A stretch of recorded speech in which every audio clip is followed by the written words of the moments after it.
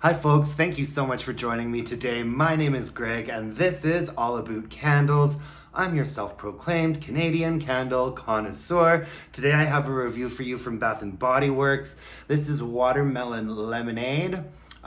This was just made newly available again in one of the semi-annual sale collections. So I wanted to get a review of it out here in case anybody was interested in picking it up. I liked this white barn version of it.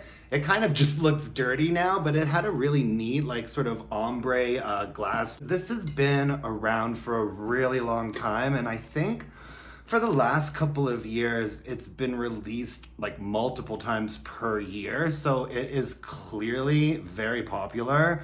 Let's get into the fragrance. First of all, the scent notes on this are watermelon ice, sparkling water, and Meyer lemon.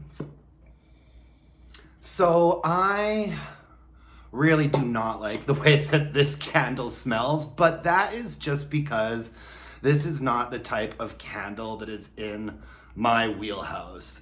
I know that a lot of people do like this candle because I see them getting picked up off of the shelves and I see how often this candle comes back.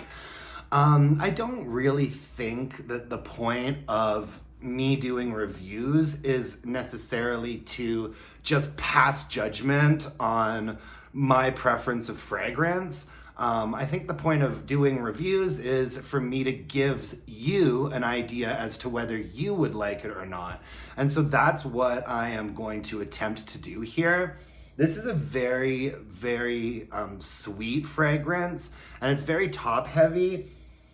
I'd say that the top note, the first impression you get is definitely the watermelon. There's a fair bit of effervescence to it.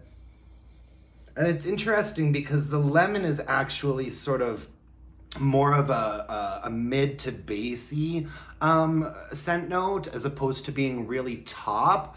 I feel like the lemon gives way to the watermelon in this candle.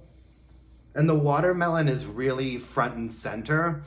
For me, it is kind of, it definitely evokes like a watermelon candy.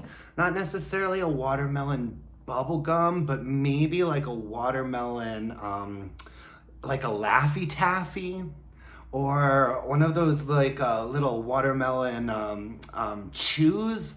I forget the company that makes those, but I say all this to say that it is not the most natural smelling candle in the world. It definitely comes across as like an artificial lemon and an artificial watermelon with an effervescence to it. But some people really like that. So if you like really sweet candied fruit fragrances, I'd recommend this one. I think part of the reason why it's also really not agreeing with me is because I just finished burning Kalahari Watermelon by Voluspa. I'll put a link to that review below, and that was one of the most beautiful, most natural smelling watermelon candles that I think I've ever burned. And so to follow that up with this is kind of just setting myself up for disappointment. However, the strength and throw, like for performance, the strength and throw on this was pretty good most of the time. It was like a 7.5 or an 8. It definitely had a presence. It wasn't hard to sniff out or identify at all. And it smells the same on cold as it does when it's burning. So if you are smelling this in the store and you like the way that it smells on cold, that's what you're gonna get when you burn it, and probably at about like a 7.5 for strength and throw.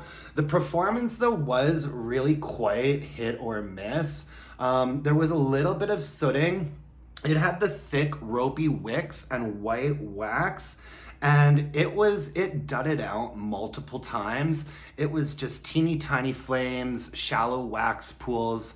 And to be honest with you, I didn't really care enough about the fragrance to pamper the candle and baby it a lot. It spent a fair bit of time out on my patio when I had some friends over, and it was actually really, really lovely as an outdoors candle. You know, when I had it on like a patio table with some of us sitting around it, you got wafts of it from time to time, and I actually really enjoyed it out there. It's just not really a fragrance that I would particularly want to be trapped in a room with, if that makes any sense. The performance was really hit or miss. Like, I did not quite finish it just because I didn't really care enough, but I did get down all the way to where I could see the wick nickels, and the wax did get a little bit discolored, but sooting wasn't really the problem. The problem was just, you know, after about the midway point, just tiny flames, tiny wicks, and it never fully really recovered or picked back up again either. This just got released again for semi-annual sale, and so maybe that one will have a better performance. Yeah, for me, the fragrance is just a little bit too candied. You know, like if I were to make a watermelon lemonade, I would muddle fresh watermelons in like a tall Collins glass. I'd muddle some fresh lemons in there, maybe a bit of basil. I think that would be good. And then like an ounce of fresh lemon juice, not like a lemon concentrate or a lemon juice or a lemon cordial, like freshly squeezed lemon juice, and a little bit of simple syrup and soda water. And that's how I would make my watermelon lemonade. Oh, and probably a shot of vodka in there too, please. That is how I would make my watermelon lemonade, and that is what I would have liked for this candle to have smelled like, but instead it smelled much more like a drink from Sonic. It did not perform horribly. It was not a dream, but it just is what it is, right?